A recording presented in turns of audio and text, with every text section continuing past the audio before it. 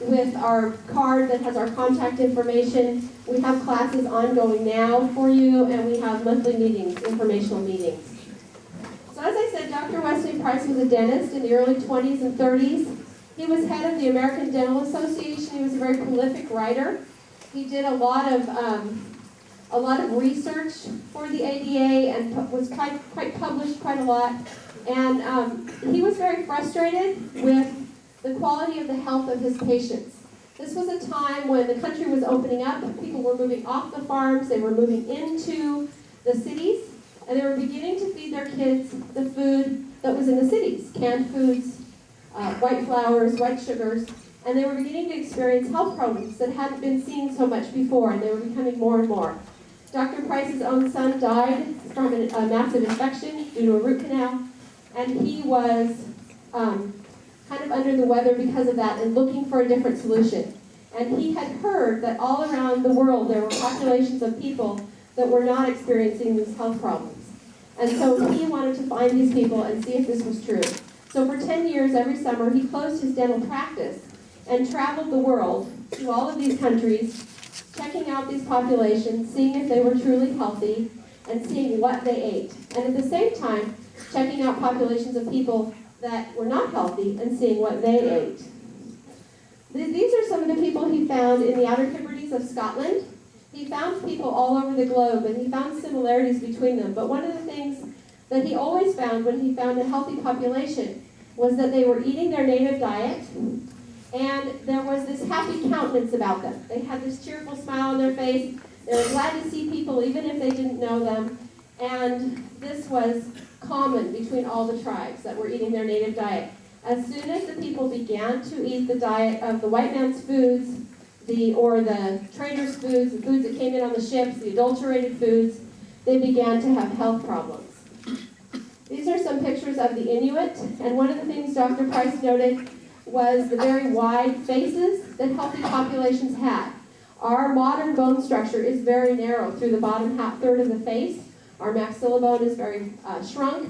Dr. Price noted that when the populations were eating correctly, when they were eating their native healthy diet, they had this wonderful wide bone structure that translated all the way through the body. These are some pictures of some Native Americans. I particularly like the one in the upper right. This is a Florida Everglades Native American princess. And they have these wonderful, wonderful faces with this beautifully straight, absolutely naturally straight teeth. These are pictures of people in the South Pacific on the left-hand side who are eating their native diet. And then these are South Pacific Islanders from the same tribe who have moved to the seacoast and are eating the traders' diets. And they begin to see the dental deformities and you begin to see the cavities. And these people were in massive amounts of pain because there were no dentists at this time to take care of these problems. Among the Inuit that were living on the seacoast and eating the white man's food, the number one cause of death was suicide from the pain of tooth decay. And this tooth decay was virtually unknown in the interior. Now with the Inuit, one of the things that was very sad is as the face began to deform from the poor food, their pelvis would deform as well, and they could no longer have children naturally unassisted. And they had absolutely no reference for this in their culture. Always their people had just gone out into the bush, had the baby, and come back. And now they were having terrible birthing problems, and these women were dying in pain because no one knew how to help them. They did not have a reference for any kind of birthing problems. This is the Aborigines. On the left 4 pictures, you can see the traditional diet. In the middle, you can see the teeth start to deform when they begin to eat the modern food. But all the way on the right, you can see the next generation of the same tribe. And that's where we really start to see what Dr. Price called dental deformities. You can see the face deforming, the teeth deforming. We consider this to be absolutely normal today for children to have very narrow faces, for them to need braces. That is not normal. Perfect dental teeth, straight teeth, is what was normal at this time, all over the world. In Africa, again, we can see, and all of these pictures are the same tribesmen. It's just what's different is the diet. Traditional diet on the left, starting to eat the modern foods. We can see the teeth beginning to fall out, the terrible cavities, and then the children born with the poor diet. And all of a sudden you see the problems with the dentition.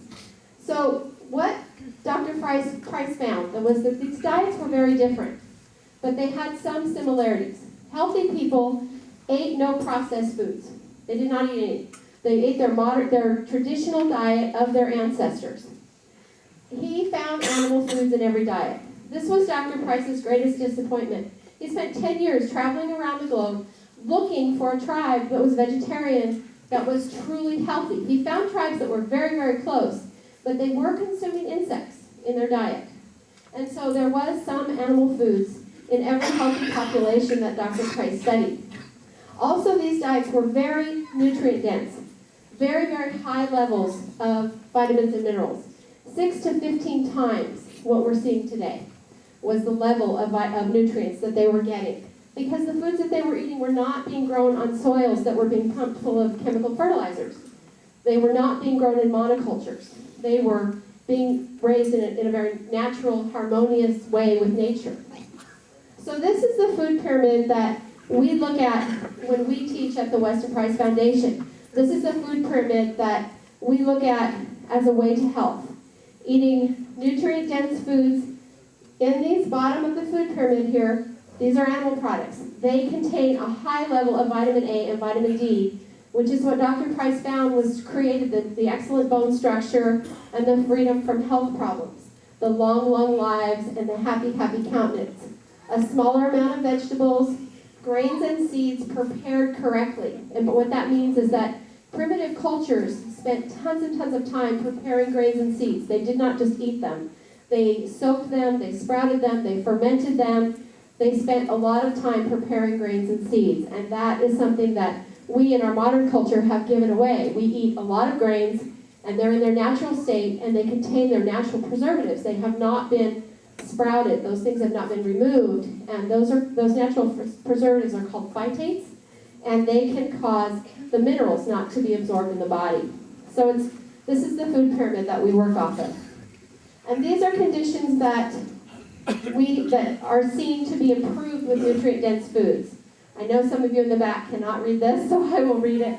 Learning disabilities and attention deficit, hyperactivity, autism, frequent illnesses and infections, behavior problems and mood disorders, chronic fatigue, weak bones, osteopenia, allergies, asthma and skin problems, dental decay, mood, and vitamin deficiency. All of these things can see improvement when a person moves to a traditional foods diet, to a foods diet that is not adulterated, that is not full of processed foods and full of chemicals.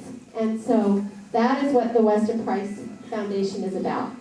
So now we're going to have Chris Kirsten come up from Chaffee Family Orchards, and he is going to tell you just a little bit about the farm and about the goals that we have with lining up with people's health regarding nutrient-dense foods.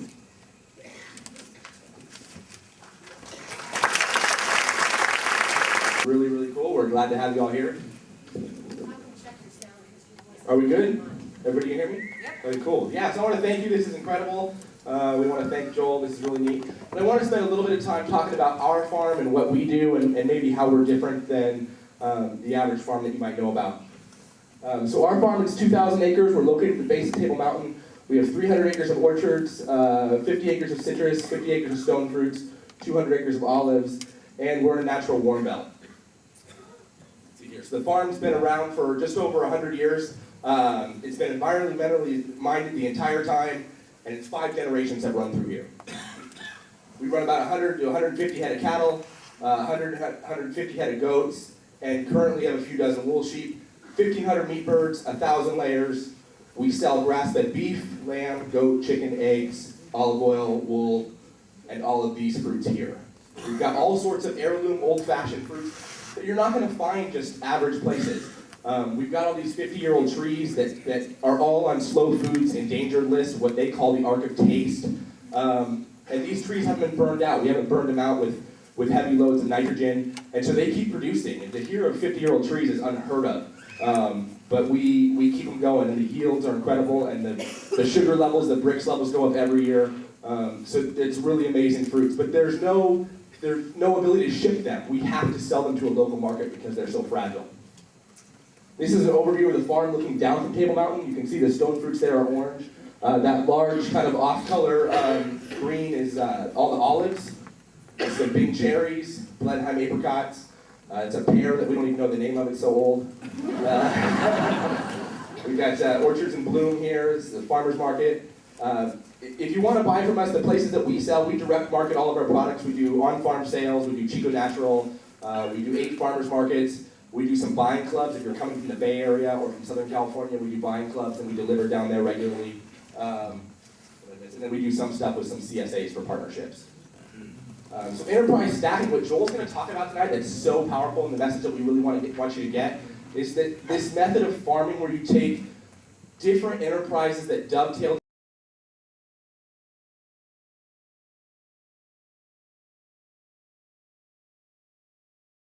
two parts. And so that's one of the things that we do on our farm. We integrate livestock into our orchards. Now Joel doesn't have orchards, and he's going to talk about a different method of this, but what we do, it's really simple. The sheep and the cows do all of our mowing, the goats do the pruning, the goats do the pruning, and the chickens debug and fertilize. And so our whole farm runs on what we call permaculture basis. You might be familiar with that term. It's no annual plantings, and the animals do the work for us. The best part about this is we use 85% less fuel than we used to. And that's really powerful stuff. There's no infrastructure here, okay? All we use that makes this all work is we use these portable solar electric fences. We have portable and permanent water troughs and guardian dogs. So this system right here, which you'll see in the next few pictures, that fence in the background, that's polynet, 160 feet of that fence weighs 12 pounds. You can splice them together, get them as big or as small a pan as you want, and then it runs off that solar charger there with a battery. That's it. That's the whole system. So we can go anywhere on the farm with no existing infrastructure. We don't have to build fences. That's what allows us to go in the orchards, because then you can't have permanent fences in orchards and still get people and equipment and things in. And so we can use this method and get in and out and move and work the way we want to. So here's a group we have classes come all the time and work and set up with us. And we teach them how to do it. So this is some photos of one of those. That's our portable trailer. Nothing super fancy here. There's nothing new, brand new on our farm. Ask Kurt, he'll tell you. We don't like new, that's a bad word. There's some water troughs we put in on a grant last year. This is our guardian dogs. The guardian dogs, they become part of the herd. They're not like sheep dogs where they're going to go and herd animals. They live with the herd all the time, and that becomes their family. And they do what a dog does best, which is protect its family at all costs. And so we've got bear, bobcat, mountain lion, Cody that run our property. We lose no livestock and no dogs because we've got these electric fences, and the dogs act as a threat to those livestock. And because we're constantly moving, it's a dance. The predators know that they have their natural prey, and we're not going after that. And if we're in their space, we're going to be gone in 2 days anyway. And so this system works really beautifully. So on the cattle, we're able to graze the olive orchards. One of the things that's often misunderstood. One of these things that's often misunderstood is that cattle can be used to sequester huge amounts of carbon out of the air. Every time that cow bites a piece of grass, the root underneath there has to slough off some of that root to get some of that energy and to grow more blade. If the cow doesn't come back and bite again before the root grows back, that's when we've broken the overgrazing rule. That's called the law of the second bite. You never want to break that rule. Let that root regrow. So we move those cows on. Joel's going to talk all about that. So those cows move on, they go to another area, and that root regrows. Well, what was that first piece of root that sloughed off? That was carbon. And how did that plant get carbon? It did it through photosynthesis, and it pulled it out of the air. So there's many scientists that have said, if we did nothing more than switch this nation's beef production just back to grass, stop growing corn and soy to feed the cows in feedlots, and put them back on pasture, just that alone would turn this country into a carbon sinkhole. No other changes. No factory changes, no driving changes, just the way we grow our beef. So it's really, really powerful stuff. So then we run the sheep. Right now we're doing bull sheep, so the sheep can actually go on the stone fruits and the citrus, your more sensitive orchards and work in there. And they eat other things that the cows don't eat. They prefer the forbs and some of the other species that the cows will leave behind. And then the goats are really, really amazing animals. They're probably our most versatile. They can control weeds, prune olive trees, They're fantastic at clearing riparian areas and going in and gently removing when your riparian area or your creek is overgrown and you can't get equipment in without damaging it. The goats go in with their small hooves and they clear all that out and they do it in a hurry. And then they turn all these things into meat, other things that we can grow, so we get more crops per acre. And they're extremely intelligent. People have bad experiences with goats when they raise them and they have them on their property and they have them in a pen that they're in all the time. If you move them around, it keeps their brain active. They won't get out all the time. And so, or less, Deb. So, goats are really cool. This is day one. This is me and my son Danny. We were doing a demonstration. This is day one. We came back day two. That's 50 goats on about an acre and a half of land there. Day one, day two. And now I've got a whole bunch of goat meat to sell. So this is another problem we have on the farm. We have all this Himalayan blackberry that grows under the orchards. When you pick olives for oil, you beat them out of the trees with sticks and catch them on a tarp. You can't run tarps real effectively if you've got a lot of blackberry running through your orchard. So they go through and they eat it for us. And then we do some light pruning. So olives you prune to a high canopy anyway, so I think Earl got this shot. I don't know where Earl went, but they go up and do that. They can also cut fire breaks. They're amazing at opening up forest land and allowing that forest floor to breathe again. Make sure there's no ladder fuel in there so that when a fire comes through, it just burns the grassland. Once they open it up, we can come back in and move other species in there because now grass will come in and grow. This is a riparian area picture shot here. This is what it looked like day one. This is we put some goats in and moved into what we call ladders. Basically, any stick or branch or 2x4 will work and they can climb that. And that's day three. So we can run through those again if you want. No tractors. The broilers here, these are pretty powerful too. They pretty much produce the best chicken you've ever eaten. They're really good at going out and going after bugs and eating some of the grass. But what they really do for us is they provide us our nitrogen fertilizer. So we move them what we call yurts. And they can move under the trees. And they go out when they're 2 weeks old. And see that behind that, what they left behind there? I wish I had a better aerial picture of this, but all of the grass behind there has all dried out. Okay, this is like early June, and early June in Northern California means that everything's brown. And this all stayed green for another 2 weeks without any extra rain or irrigation.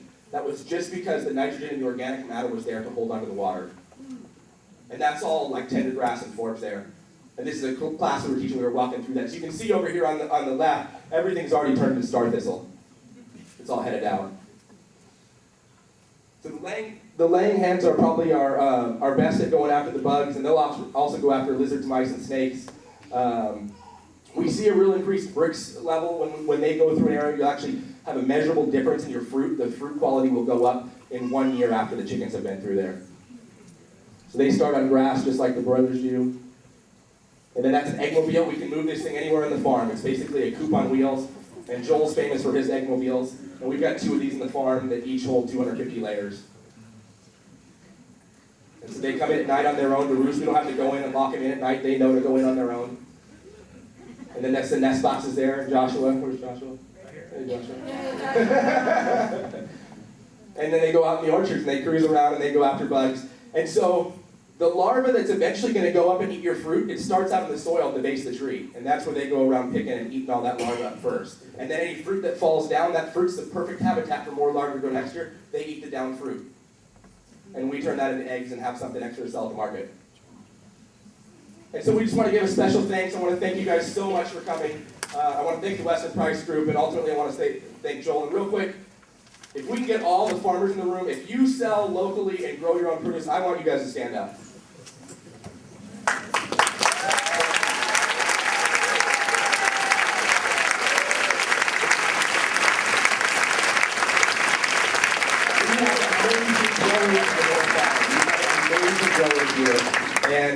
And I want to make sure that they're honored here, because this is what it's all about. Yeah, thank you.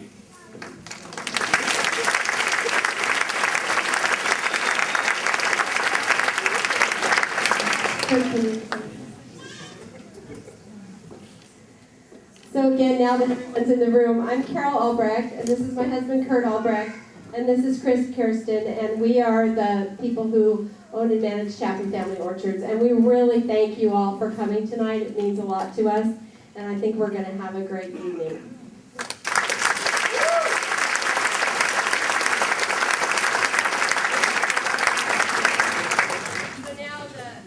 Do we have good sound? Yeah, there we go. So now the main event is we're going to have Mr. Joel Salatin come and speak. And Joel is in the hearts of many of the farmers here in this room because he has really revolutionized the way we farm.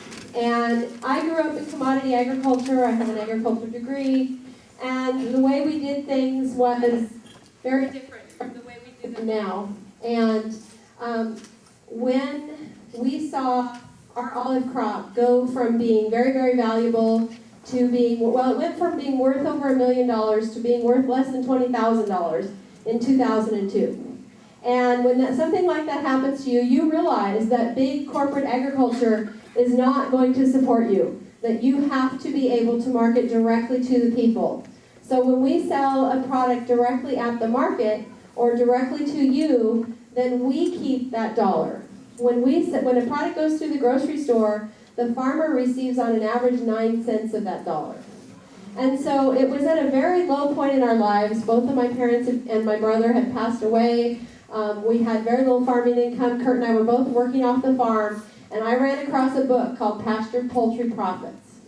And I thought, I raise chickens, I know how to do that. And I picked it up and I read it and I went, wow. And I went on to read the rest of the series, and we went on to, both of us go, you know, I think we can do this.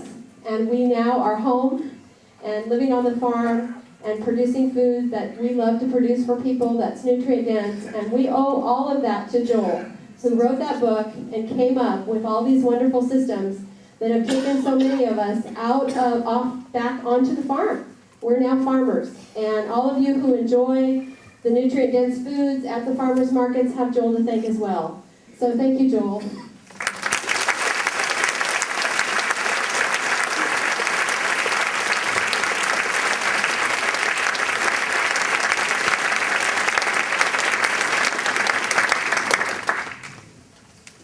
Well, am I on?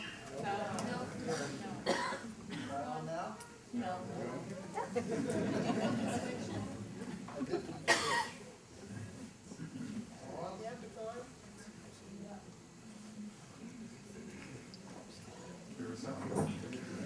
One, two, three, four, five. 1, 2, 3, 4, 5.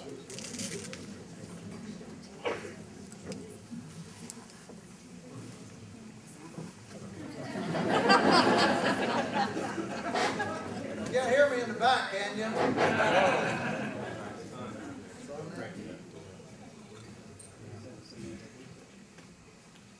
Okay, you got to turn the switch on.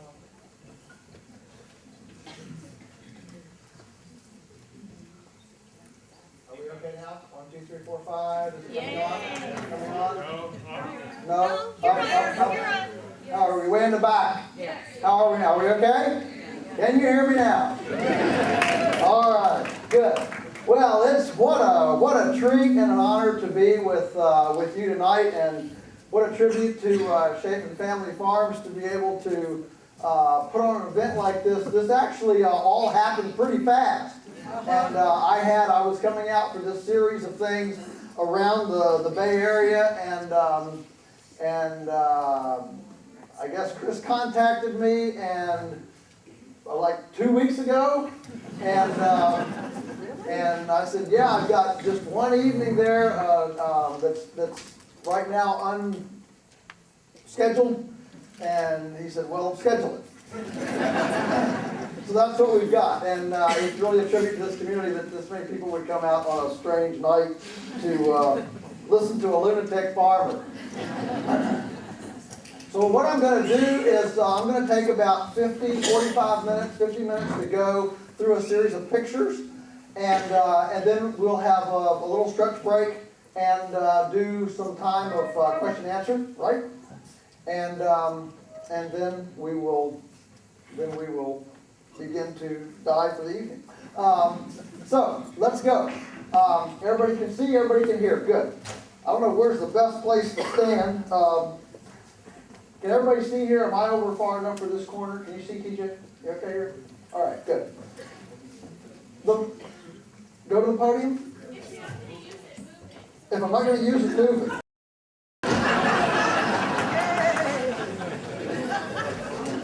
How about if I do that? All right. I've seen these pictures before. I don't have to see them. Okay, so I'm from Virginia, and just to give you a little bit of context, because most people assume that Virginia boys, that's south of the Mason-Dixon line, and in the wintertime we just walk around with tank tops and sandals and run naked through the woods on moonlit nights eating goober peas by the side of the road. So let's get you oriented here. We get 31 inches of rainfall a year. We're in the same horticulture zone as South Dakota.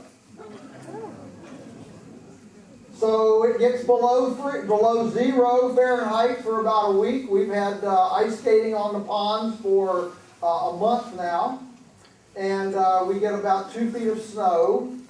What I'm trying to establish here is that we're a lot more similar than dissimilar in many respects. People still eat. There are still dormant seasons and growing seasons. It gets hot in the summer. It gets cold in the winter. All that. So we named the farm when we started. We named it Polyface Farm. We're not just two-faced. We're many-faced. And we're in the Shenandoah Valley of Virginia, which, if you know your history, was the breadbasket of the Confederacy during the War of Northern Aggression.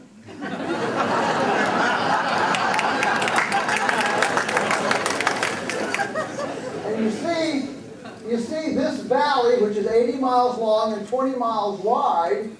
When the first Europeans came into that valley, they wrote letters home saying they rode all day through the valley, and everywhere they went they could take the grass and tie it in a knot above the horse's saddle. It was a tall grass prairie of the mid-Atlantic region with herds of 3 million buffalo, antelope, turkey, pheasant, coyotes, wolves, bears, many, many deer. And it was that silvopastoral landscape was maintained by the Native Americans with periodic fire and nature with lightning, because there wasn't a volunteer fire department to put the fire out. And so this periodic fire event and marauding buffalo that came through created this silvopastoral kind of a park-like open landscape with widely spaced trees and these savanna pastures. And when the Europeans came, they came from a totally different kind of climate that was extremely temperate, from Ireland, Scotland, England, Western Europe, where, it's a misty, moisty morning and foggy was the weather. It rains, or it mists, 300 days a year, and you can see the sun about 50 days of the year. That's why, where Wellingtons come from. And you have peat bogs and heath and Scottish Highlander cattle and Prince Charles lives there. Are you with me? Okay. And these people came, and they did not take the time to ask the Native Americans, well, what can be done here over the course of 500 years that regenerates the soil and builds the landscape? They simply came and injected a very temperate climate, misty, moisty morning,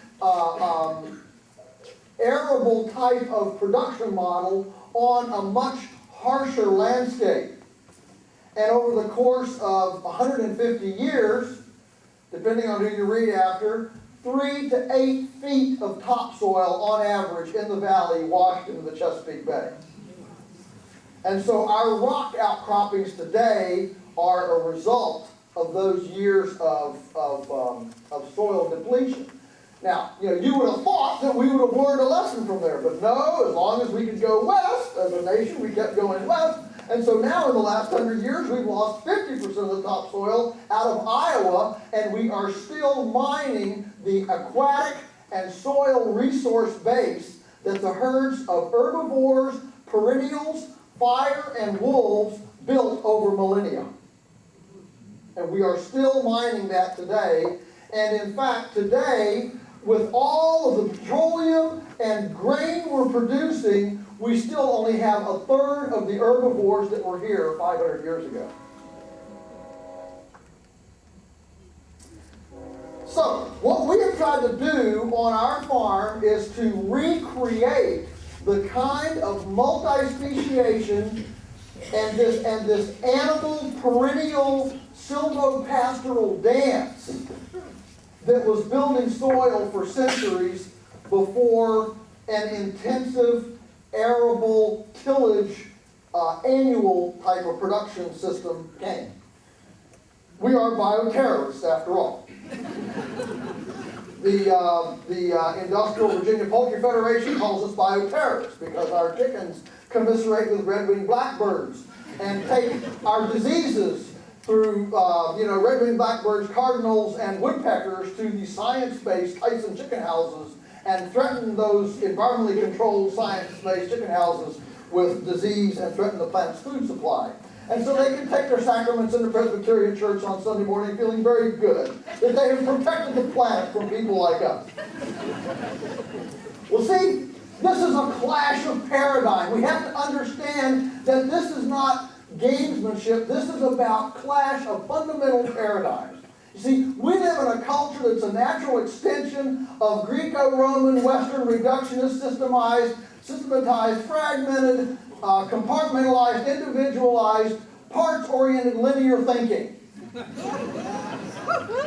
And there's an equally valid paradigm from the East that's about wholes, community, relatives, and the whole is worth more than the sum of the parts.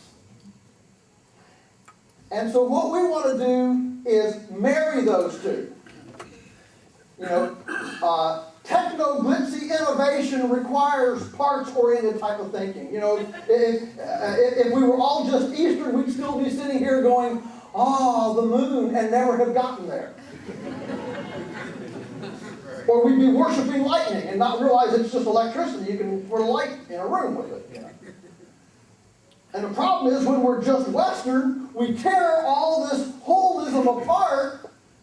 And we say we can study Mary and Tom by laying the cadaver out on the table, dicing them up, laying their liver, their lungs, and your heart out on the table, say, "Now come and meet Mary." And either extreme is imbalanced. So what I want to do is marry this Western-Eastern tradition in a symbiotic relationship. Eastern gives us ethics, soul, and asks why. Western says how. And when we marry those two, we have direction and we have vision with moral compass focus. So, every landscape is a component of forest, water, and open land. And the more we can intersect those, the better off we'll be. Fundamentally, we are grass farmers. We are about returning this grassland. Now, let me lay a bit of a foundation for you. When I say grass, most of us in the room, the only thing we know about grass is that it's something that's got to be mowed, and we don't want it to get more than about 3 inches tall.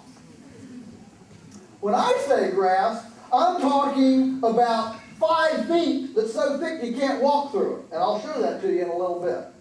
So there's a big, when I say grass, I understand that most people can't imagine that, well, grass doesn't grow. There's no biomass.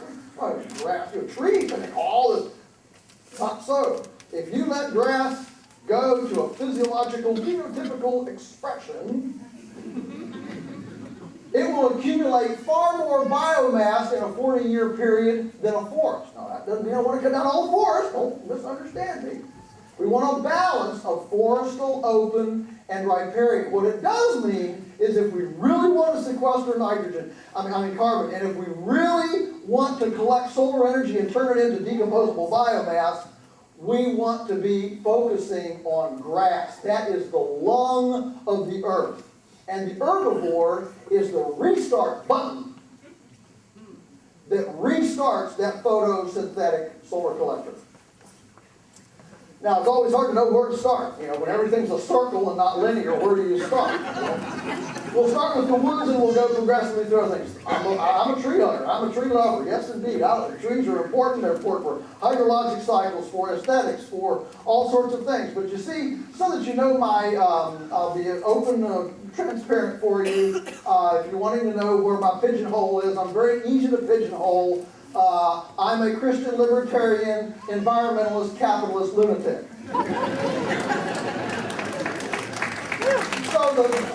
So the capitalist part of me says, how do we create stewardship of a resource? We create it by adding value. We steward what we value most. And so we sell firewood. And we bring out saw logs that we mill into lumber. We use multiple use equipment. We talk about multiple land use. Well, this is important to talk about multiple use equipment. See, one of the big problems in American agriculture and industrial agriculture is that we put all of our emotional and economic investment in capital-intensive infrastructure that is single use. And I don't care whether it's government-subsidized alcohol production centers in Nebraska and Kansas, or if it's a confinement dairy in Northern California. When you have capital-intensive, single-use, highly depreciable infrastructure, it enslaves the next generation to that paradigm, whether it's the right thing to do or not, because by God, we built this thing. What do you do in a confinement dairy when the next generation says, hey, Dad, Grandpa, why don't we just let the cows go out and graze? Dad and Grandpa come toddling out of the house and, what do you mean? I spent all my life begging for money from the banker and building bankruptcy tubes, silos, pouring concrete, building rebar, and you just gonna walk away from it? Whose child are you? And that's the way we become enslaved to capital-intensive single-use infrastructure. I know I'm not moving logs as fast with that tractor front end loader as you can with a special use knuckle boom loader, but a special use knuckle boom loader would look really funny pulling a hay wagon. So it's the multiple use that opens the door of opportunity and flexibility for the next generation of innovation to be to come to that paradigm, to that farm. So we bring the logs down to our little bandsaw mill. This is a little on-farm bandsaw mill. This is the ultimate information-based economy. 80 years ago, these on-farm sawmills were, weighed about 10 tons and ran by 100 horsepower Detroit diesel engines. Some of you no doubt have run some of these things. This is the ultimate information-based economy, like Kevin Kelly, the editor of Wired magazine, writes about. That the kingpins are miniaturized, downsized, and restructured. The 120-pound secretary has been replaced by a 4-ounce mail router. So this little 800-pound sawmill you can pull behind your Honda Civic. It runs on a 20-horsepower engine, takes a 1/10 of an inch curve, runs 30% recovery ahead of the Doyle scale, and you're in the lumber business. So you can go right to where the logs are. You don't have to haul them anywhere. And we can mill up our own lumber for our own projects, for neighbors, and create a profit center and value to the trees so that we take what normally would be sold for $100 on the stump, turning it into $1,000. Suddenly, we only have to touch a few acres a year instead of a once-a-generation clear cut. So suddenly now you have regenerative, sustainable production and income. What if every house built in, I know we're in Chico, what's the county? Butte County, all right. Okay, Butte County. I just came from Australia where they drive utes, all right, so. Butte County. What if every house built Butte County used Butte County lumber. And all that money were channeled into the local forestry economy. That would create value in woodlots, so suddenly there would be an incentive to steward the woodlot. Are you with me? And all those dollars wouldn't be exported to China or wherever. All right.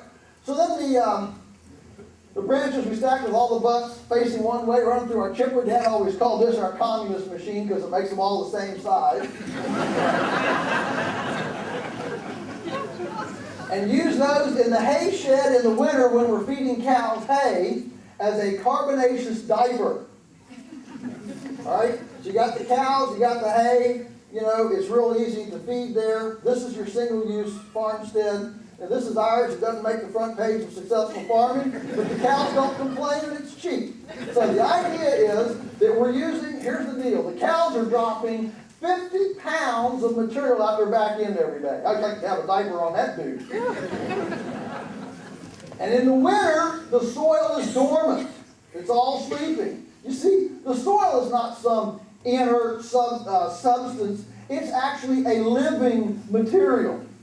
If you look under an electron microscope at the soil, you look under the little, circle in the electron microscope, and here, from 3 o'clock, here comes a lumbering, 6-legged, critter walking through the big old lumbering thing, And then all of a sudden, out of 11 o'clock into the electron microscope, circle that you're looking at, here charges an 8-legged critter with a sword, a narwhal spike on his head.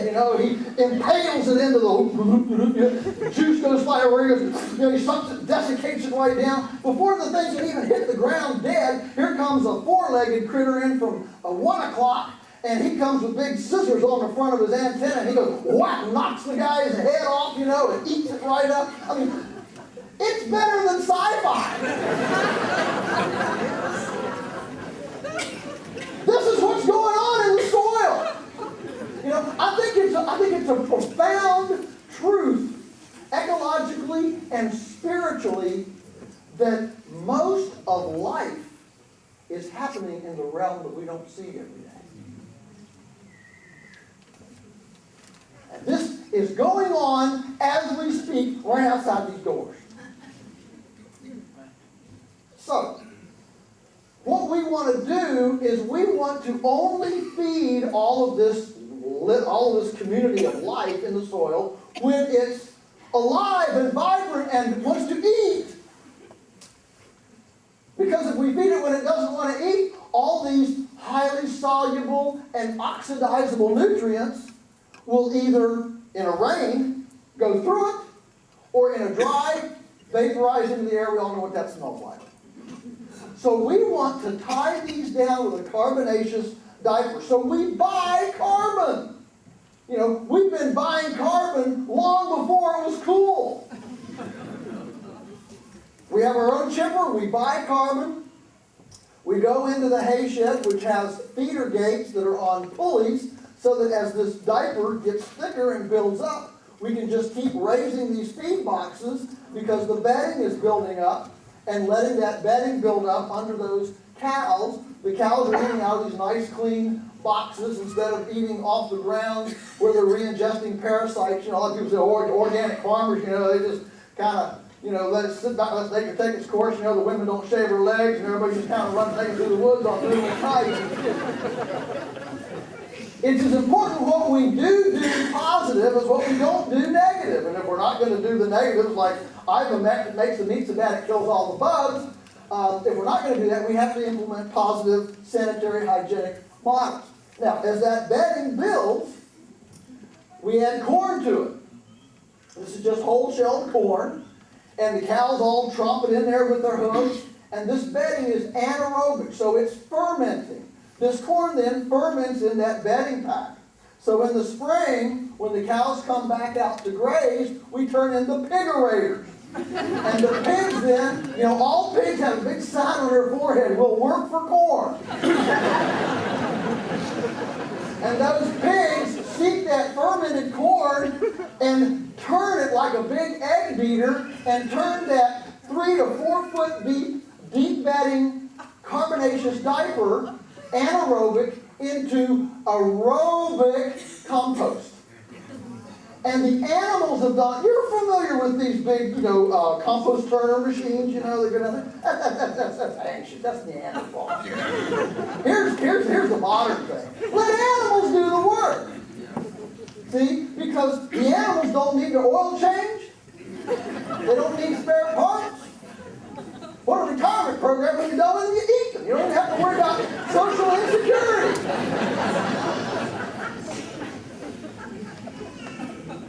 We're buying $50 tractors, getting a whole bunch of work out of them, and then selling them for $400. That's what I like to buy machinery. Letting animals do the work suddenly makes the profit potential size neutral. The reason you've heard you got to get bigger, get out, you ever heard that? Yep, you got to get bigger. The reason for that is when you're in the materials handling business with petroleum and heavy metal, it's cheaper by the million and cheaper by the ton. It's much cheaper to move material in a 3-yard bucket than a 1-yard bucket because the big cost is the operator. So if you're going to be moving material with things that rust and depreciate, you better get big because that's the only way to be efficient. But if you're using appreciating infrastructure, suddenly the profit is size neutral because you can make the same profit on 1 pig as well as 1,000 pigs.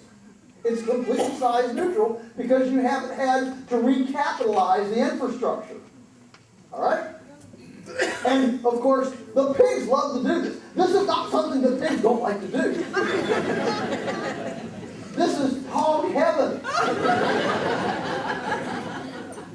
And there's a cool dimension to this because now these pigs, we don't view them as just bacon and pork chops and ham. They become now co-laborers, fellow ministers in this great land healing ministry. So there's this wonderful relational, spiritual dimension that makes it more than just stuff. We're now a team. See, we're working together on this. And it allows us to fully enjoy creating a habitat that allows the pig to fully express its pigness. See, we live in a culture that doesn't ask that question. The only thing the U.S. asks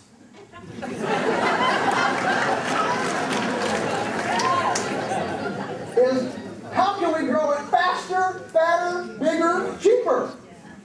It's the only question. Look, we all know that that's not a healthy, sacred goal. I mean, if it were, we'd all aspire to be the fattest person in the room. In fact, we know it's not balanced. That's why the average NFL player is dead at 57, because when your neck is bigger than your head, you're a freak and nature reads you out.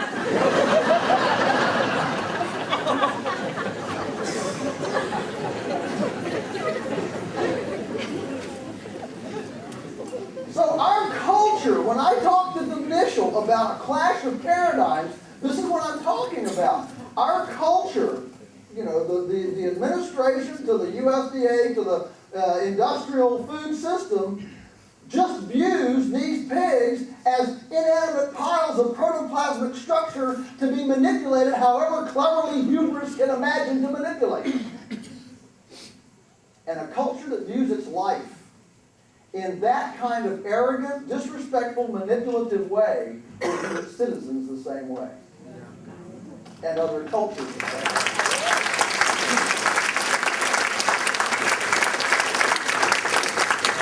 If we are going to return our culture to a moral high road, to a sacred dimension, to sacred standing in the world, it is going to come when we realize again the sacredness of protecting the pigness of the pig. It's how we respect and honor the least of these that creates an ethical framework on which we respect and honor the greatest of these. That's the first thing we're standing with this tonight. So these pigs are doing all this marvelous work. This is early spring. This is like Macbeth, the witch's cauldron. It's pretty amazing. That's the heat, the heat from the compost. All right. So that's why we do it,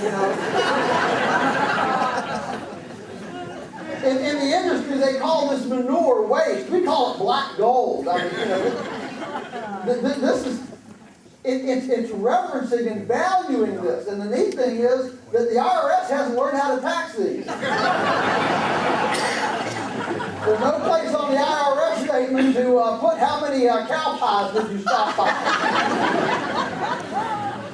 See, our weak link is always how to access creatively the resources we already have under our feet. We love to be victims, don't we? Oh, we love to be victims. I don't have time to shop. I don't have time to be in the kitchen. I don't have time to move the cows. I don't have time to make compost. I don't have, you know, we're hardwired to be victims. That's why we call them stoplights and not go lights. We're always thinking about what makes us stop, not what makes us go.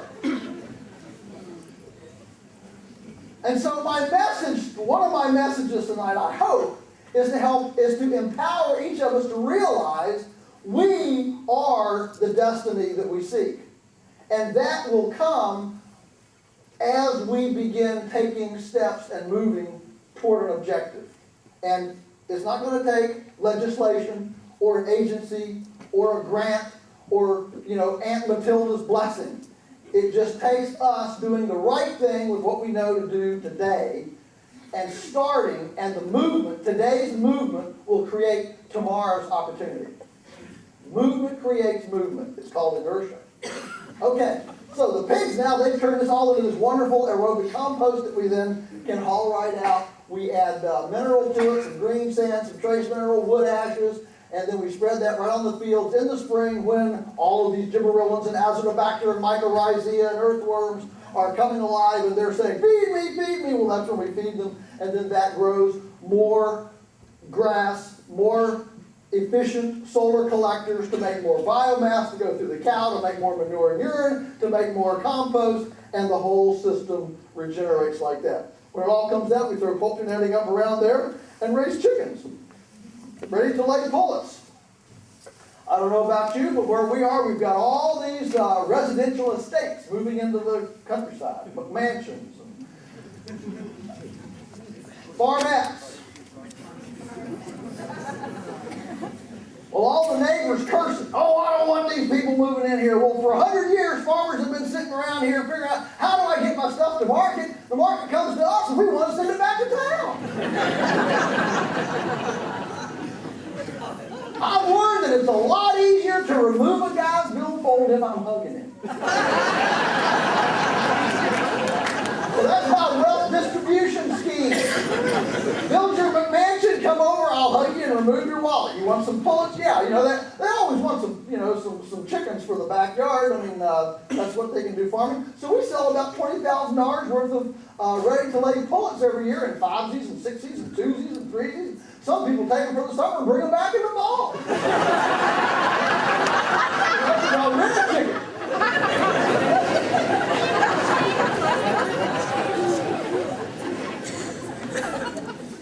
So the pigs are in there. All right, when they get done, then we take them out into Pitmasters.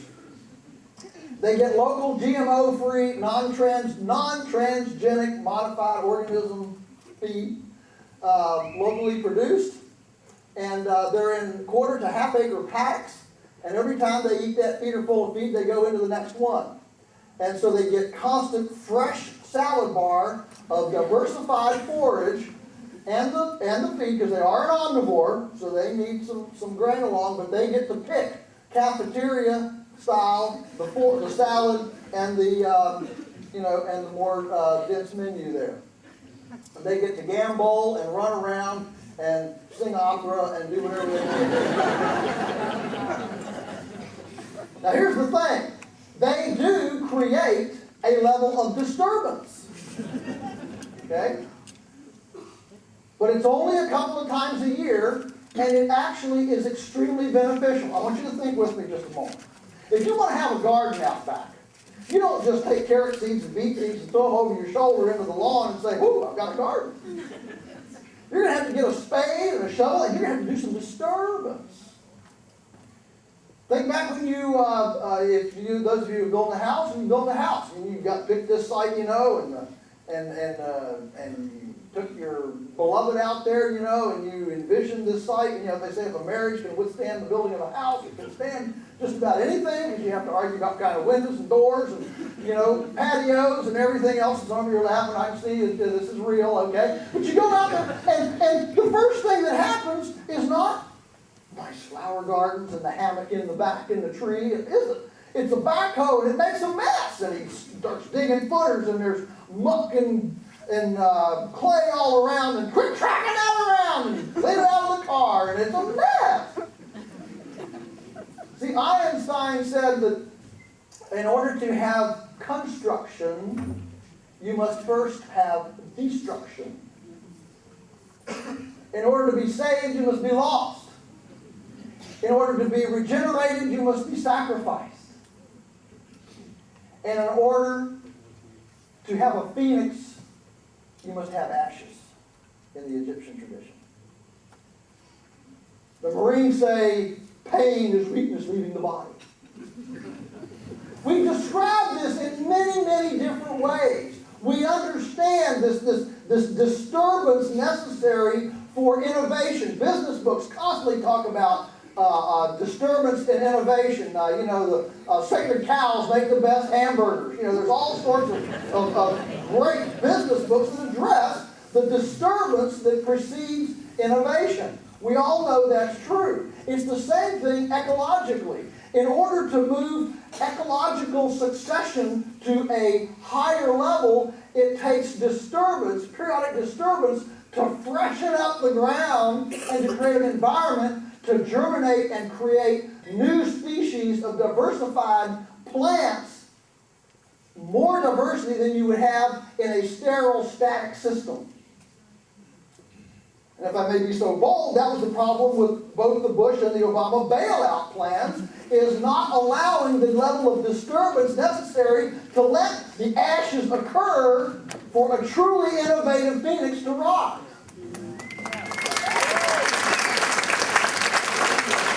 So what it does is just props up the old status quo instead of actually tilling up for some fertile ground for some new things to grow. So that's what these pigs do. These pigs are providing a periodic disturbance to gradually move the ecosystem to a higher level of biomass accumulation and greater carbon sequestration with the amount of disturbance necessary to bring grass, but enough to stop the forest and the brambles, so that over time you develop this beautiful silvopasture without ever planting a seed or putting on a bag of fertilizer.